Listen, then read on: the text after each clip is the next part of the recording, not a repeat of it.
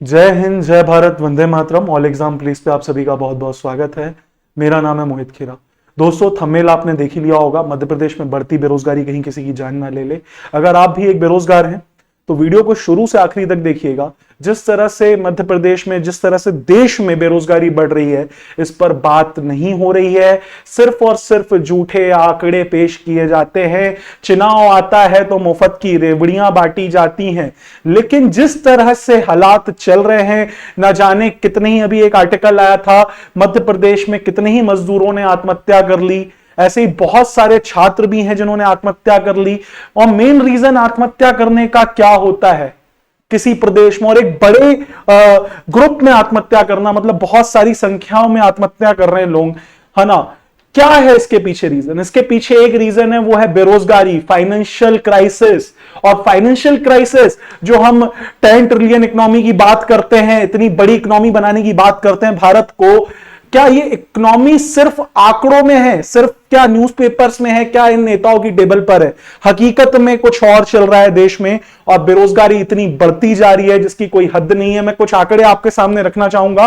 ये मध्य प्रदेश के कुछ आंकड़े हैं। मध्य प्रदेश में आप देख सकते हैं दोस्तों, 38 लाख पंजीकृत बेरोजगार हैं। 38 लाख। और ये सरकार वादा करती है 1 लाख लोगों को रोजगार देने का, लेकिन रोजगार कितनों को मिला है? मात्र 21 को।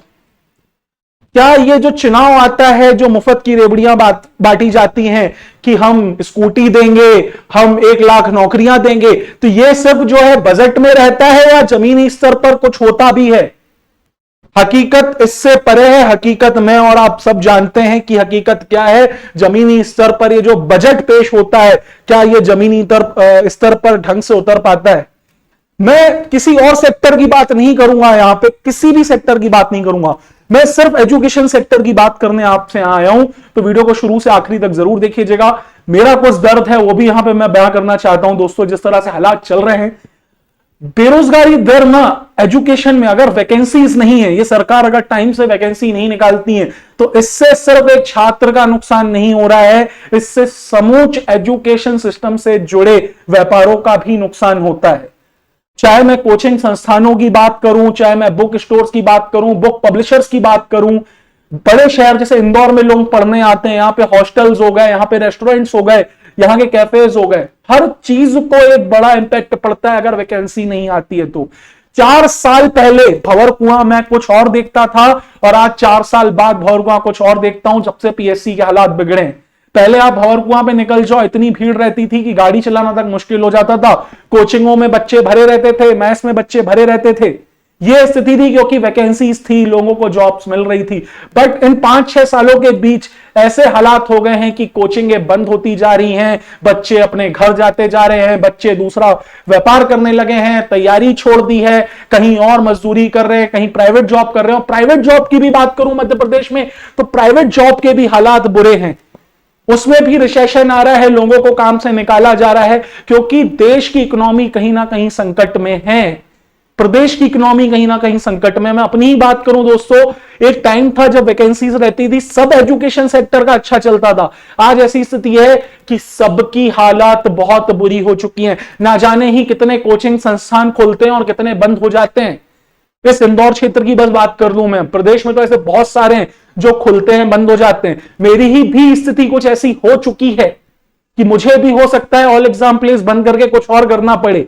उसका रीजन ये नहीं है कि भाई हम अच्छा नहीं कर पा रहे, पहले हम अच्छा कर रहे थे, लेकिन इन 5 सालों में जो डाउनफॉल्स आ रहे हैं वैकेंसीज को लेकर, कि समय से कोई वैकेंसी नहीं आ रही। एमपीएसआई, यार एमपीएसआई, छोटी सी वैकेंसी की बात करता हूं यार, हर साल आती थी। 5 साल हो गए इस वैकेंसी को आए हुए, 5 साल से एमपीएसआई की वैकेंसी नहीं आई। अब सोच लो, 2017 के बाद से अभी तक नहीं आई है। जो एमपीएसआई की तैयारी कर रहे थे वो ओवर एज भी हो गए। जो इनकी तैयारी कर रहे थे उन्होंने अपने संस्थान बंद कर दिए, मजदूरी करने लगे, खेती किसानी करने लगे, कोई और बिजनेस डाल लिया। ये स्थिति है मध्य प्रदेश की। और ये मध्य प्रदेश की सरकार बात करती है कि हम स्वरोजगार के लिए लोन बांटते हैं। आप लोन लेने जाइए, बैंकों की हकीकत देखिए। जो आप खुद उस रोजगार लोन के लिए अप्लाई करेंगे तब आपको समझ आएगा क्या हकीकत है। नहीं मिलता ऐसे कुछ भी। स्थिति इतनी गंभीर होती जा रही है दोस्तों मध्य प्रदेश की कि आप कुछ कह नहीं सकते। दिन ब दिन एजुकेशन सेक्टर जो है खत्म होता जा रहा है, और एजुकेशन सेक्टर मोस्टली सेक्टर बन गया है पैसे का। आप सिर्फ और सिर्फ यहां पे एड्स लगाएं, पैसा कमाएं, लेकिन वैकेंसी नहीं है तो बच्चा पढ़कर करेगा क्या? आप कुछ भी कर लें तो बच्चे को भी पढ़ने में मन तब लगेगा जब उसके सामने, आंखों के सामने एक नौकरी दिखेगी। लेकिन मध्य प्रदेश में नौकरियां तो रही नहीं, बेरोजगारी अपने चरम पर है, वैकेंसी आती हैं, कब क्या हो जाता है पता नहीं चलता। अब मैं बात करता हूं मध्य प्रदेश परीक्षा सिलेबस की। अभी अबकारी का एग्जाम हुआ, उसमें मध्य प्रदेश सामान्य ज्ञान से एक भी क्वेश्चन देखने को नहीं मिला। कोई फिक्स सिलेबस नहीं है, कहीं से भी क्वेश्चंस उठा के दिए जा रहे हैं, बच्चों के नंबर नहीं आ पा रहे, ऐसा पेपर डिजाइन हो गया एक अबकारी कांस्टेबल का। तो क्या ये पैटर्न्स चल रहे हैं? वैकेंसी एक तो टाइम से आती नहीं है, टाइम से अगर वैकेंसी आ भी गई तो सिलेक्शन नहीं होता, सिलेक्शन तो हो ही नहीं रहा। पीएससी 2019 देख लो, 2019 के कारण 2022 तक होने वाला है, 2022 निकल गया, अभी तक कुछ ढंग से नहीं हुआ पीएससी का। तो जो पीएससी वाले टीचर्स थे उनकी हालात आप पूछो कैसे वो चल रहे हैं, या उन छात्रों से पूछो जो पीएससी की तैयारी कर रहे थे उनके हालात कैसे हैं, लेकिन सरकार को उनके हालात नहीं दिखेंगे। मैं सही बताऊं, ऐसी स्थिति है ना कि कहीं ना कहीं मुझे भी लगता है कि मुझे भी किसी दिन आत्महत्या करनी पड़ेगी, क्योंकि बेरोजगारी दर बढ़ती जा रही है। और बेरोजगारी सिर्फ किसी एक चीज को इफेक्ट नहीं करती है, इकोनॉमी का डाउनफॉल किसी एक इंसान को या एक तबके को इफेक्ट नहीं करता है, वो सबको करता है, चाहे वो अमीर हो, मिडिल क्लास हो, चाहे गरीब हो। इतना याद रख लेना। और सबसे ज्यादा इसमें कोई पिसता है तो वो मिडिल क्लास इंसान पिसता है, इतना याद रख लीजिएगा आप लोग। जो हालात अभी मध्य प्रदेश के हो रहे हैं, क्या सरकार सही काम कर पा रही है? मुझे तो नहीं लगता, क्योंकि मेरी ऐसी स्थिति मैंने इतने सालों में नहीं देखी। मेरी क्या, मेरे जैसे बहुत सारे टीचर्स हैं वो खुल के नहीं बोल पाते, खुल के नहीं बोल सकते, लेकिन उनको फाइनेंशियल क्राइसिस है, उनकी स्थिति कहीं ना कहीं गंभीर है, लेकिन वो खुल के नहीं बोल पाते, क्योंकि यार नाम, शोहरत, दौलत, इज्जत सब है, लेकिन कहीं ना कहीं फाइनेंशियल क्राइसिस इतने हैं कि आप डील नहीं कर पाते चीजों को। अब सिर्फ उसका मेन रीजन क्या है? मध्य प्रदेश में बढ़ती बेरोजगारी। अगर हर साल समय से जो पद पे वैकेंसी आ रही थी, हर साल वैसी ही वैकेंसी आती, तो क्या आपको लगता है कि छात्र तैयारी नहीं करते? सब छात्र तैयारी करते, अच्छे से तैयारी करते, अच्छे से सब कुछ चलता। लेकिन ये जो 5 सालों में वैकेंसियों में सरकार ने उलझा दिया छात्रों को, जिससे बेरोजगारी बढ़ी, तो छात्रों का सरकारी एग्जाम की तैयारी करने से ही मन हट गया। अब कोई छात्र सरकारी परीक्षा की तैयारी नहीं करना चाहता, उसे लगता है कि समय की बर्बादी है, पैसे की बर्बादी है, भाई इससे अच्छा कहीं छोटा सा कोई धंधा खोल लो। और धंधों की भी स्थिति, वास्तविक स्थिति बता दूं कि कंपटीशन मार्केट में 1000 गुना बढ़ चुका है। आप एक मोहल्ले से निकल जाओ, आपको 100 चाय की दुकान दिख जाएंगी। तो बिजनेस मॉडल भी कहीं ना कहीं फेल होता दिख रहा है भारत में। और भारत अगर बात कर रहा है एंटरप्रेन्योरशिप की, कि इतने बड़े बड़े हम एंटरप्रेन्योरशिप दे रहे हैं, स्टार्टअप हो रहे हैं, तो स्टार्टअप मुझे क्या लगता है कहीं ना कहीं कागजों में होते हैं। असल वास्तविक इंसान से आप पूछें, अगर आप सर्वे करें, तो 100 में से मैं ऐसा बात करता हूं कि 80 इंसान तो परेशान है, ना जिनका बिजनेस चल रहा है, ना उनकी जॉब स्टेबल है। प्राइवेट जॉब में तो कोई जॉब स्टेबल नहीं है, आप आज कर रहे हैं, कल आपको नौकरी से निकाल दें, कोई भरोसा नहीं है। तो मध्य प्रदेश की स्थिति यह हो चुकी है बच्चों। कहीं ना कहीं मुझे लगता है यार सब छोड़ना पड़ेगा, कोई और कुछ करो, मजदूरी कर लो, वो कुछ कर लो, कम से कम वहां पे डेली की अर्निंग्स तो आएंगी। जिस तरह से मध्य प्रदेश में बेरोजगारी बढ़ रही है, हर चीज को मैनेज करना मुश्किल हो गया है, महंगाई दिन ब दिन बढ़ती जा रही है। आज ही सिलेंडर के दाम 50 रुपए महंगे हुए, सरकार इसके बारे में बात नहीं करेगी। तो मुझे समझ नहीं आ रहा है सरकार बात किसके बारे में करना चाहती है। मुफ्त की रेवड़ियां बांटने में मैं सभी पार्टीज को घेरता हूं, कोई भी पार्टी बेरोजगारी के नाम पर काम नहीं करती। एक दिल्ली वाली सरकार है, वो भी मुफ्त की रेवड़ी देना, एक कांग्रेस की सरकार थी, वो भी मुफ्त की रेवड़ी देना, ये भी मुफ्त की रेवड़ी देना। तो जनता को मुफ्त में कुछ नहीं चाहिए, जनता को इतना सशक्त बना दो कि वो अपने दम पर वो चीजें कर सके। लेकिन आप जनता को गरीब का गरीब रखना चाहते हो, क्योंकि जनता आपका वोट बैंक है। अगर आप जनता को मुफ्त की रेवड़ियां दोगे तभी आपको वोट मिलेंगे। ये पैसा तो है जनता के टैक्स का ही पैसा है, आप खुद सोच सकते हैं, किसी और का पैसा तो नहीं है। ये टैक्स वही है जो आप और हम दे रहे हैं, ये वही टैक्स है जो आप और हम दे रहे हैं, और इसी पैसों से मुफ्त की रेवड़ियां बांटी जाती हैं। हर एक चीज में तो हम टैक्स देते हैं, हम कुछ भी दूध लेके आ रहे हैं उस पर टैक्स दे रहे हैं, हर चीज में टैक्स, हम बाहर खा रहे हैं उस पर टैक्स है, हम कपड़े पहन रहे हैं उस पर टैक्स है, हर चीज पे सरकार हमसे टैक्स ले रही है। और उसी टैक्स से क्या करती है, चुनाव के वक्त मुफ्त की रेवड़ियां बांट देती है। और बाद में जब 5 साल तक सरकार उनकी रहती है तो हालात क्या होते हैं कि 38 लाख युवा बेरोजगार हो जाते हैं, और बेरोजगारी दिन ब दिन बढ़ती जाती है। लेकिन सरकार सिर्फ तब जागती है जब चुनाव में कितना समय बचा हो, 6 महीने बचे हो। 6 महीने तक तो सब चलेगा, बढ़िया अच्छे से चलेगा कि वैकेंसी आ रही है, 1 लाख रोजगार देंगे, 1 लाख रोजगार देंगे। शिक्षक भर्ती अभी तक नहीं आई, 51,000 पद की मांग छात्र लगातार उठा रहे हैं। स्कूलों में शिक्षक नहीं है, अब सोच सकते हो आप, तो मध्य प्रदेश की शिक्षा व्यवस्था कैसे सुधरेगी? अगर आप शिक्षक भर्ती टाइम से लाते हैं तो न जाने कितने ही लोगों को रोजगार मिलेगा। जरूरी नहीं है कि उन 51,000 बस लोगों को रोजगार मिले, लेकिन उन 51,000 लोगों से कितनों को रोजगार मिलेगा यह भी आप सोचिए।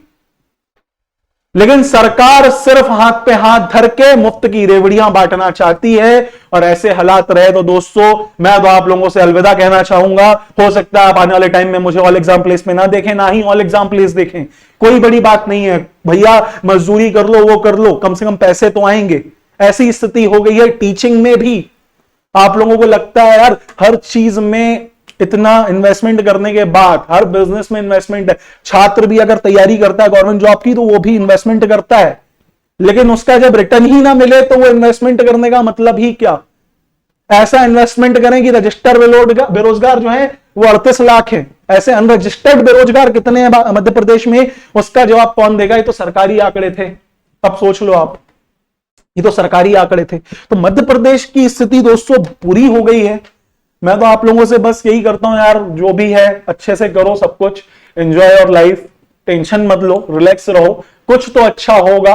बाकी कुछ नहीं कर सकते, जैसे जीते आ रहे हैं वैसे जीते आएंगे। जिस दिन प्रेशर बढ़ गया उस दिन भगवान जाने।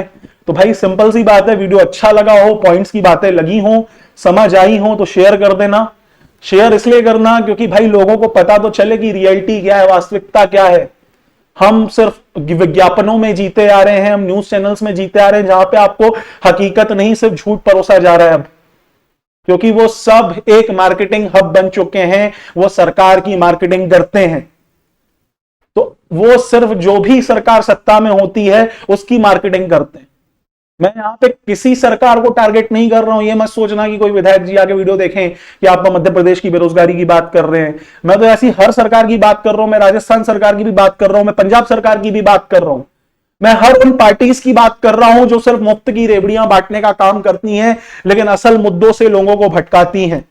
असल मुद्दे क्या है? बेरोजगारी एक बहुत बड़ा मुद्दा बन चुका है पूरे देश में। जिस तरह से जॉब रिसेशंस हो रहे हैं, नई जॉब नहीं आ रही है, नई जॉब्स पैदा नहीं हो रही हैं, प्राइवेटाइजेशन बढ़ता जा रहा है, उसमें भी कम सैलरी, कम लागत। मतलब एक पत्रकार है, उन्होंने बोला था कि देश में अनस्किल्ड युवा बहुत हैं, इसलिए वो सरकारी एग्जाम की तैयारी करते हैं। तो ये तो बिल्कुल गलत है। जो दिन रात बैठ के 8-8, 12 घंटे पढ़ाई करता है ना, वो अनस्किल्ड कभी नहीं हो सकता। ऐसे तो फिर देश के जितने सचिव हैं, कलेक्टर हैं, एसपी हैं, पुलिस वाले हैं, या तो ये सब अनस्किल्ड हुए, क्योंकि इन्होंने भी तो गवर्नमेंट जॉब की प्रिपरेशन की, तभी तो यहां है। तो ऐसे पत्रकारों को हम देखते हैं, उनको टीआरपी देते हैं, और वो क्या करते हैं? सिर्फ दलाली करते हैं, झूठ परोसते हैं। लेकिन बेरोजगारी पे कोई सही आंकड़ों पर बात नहीं करना चाहता। कुछ न्यूज़पेपर्स हैं जो दिलेरी से इन पे बात करते हैं। ऐसे न्यूज़पेपर, प्रिंट मीडिया, खासकर जो प्रिंट मीडिया है, इलेक्ट्रॉनिक मीडिया, तो मुझे लगता ही नहीं है कि कहीं ना कहीं से वो बेरोजगारी के मुद्दों पे डेबिट करती है। आपका सिर्फ 2 ही चीजें बची है, प्रिंट मीडिया और यूट्यूब, जहां आपको थोड़ी बहुत तो रियलिटी मिल जाएगी, जो बिका हुआ तो नहीं है। नहीं तो हर चीज तो बिक रही है देश में, मीडिया तो बिकी गई है। और बाकी क्या रहा देख सकते हैं बेरोजगारी के आंकड़े। वीडियो समझ आया हो, पसंद आया हो तो शेयर जरूर कर दीजिएगा अपने दोस्तों से। चैनल पे नए हैं सब्सक्राइब कर दीजिएगा। मिलूंगा आपसे जल्द, तब तक के लिए जय हिंद, जय भारत, वंदे मातरम।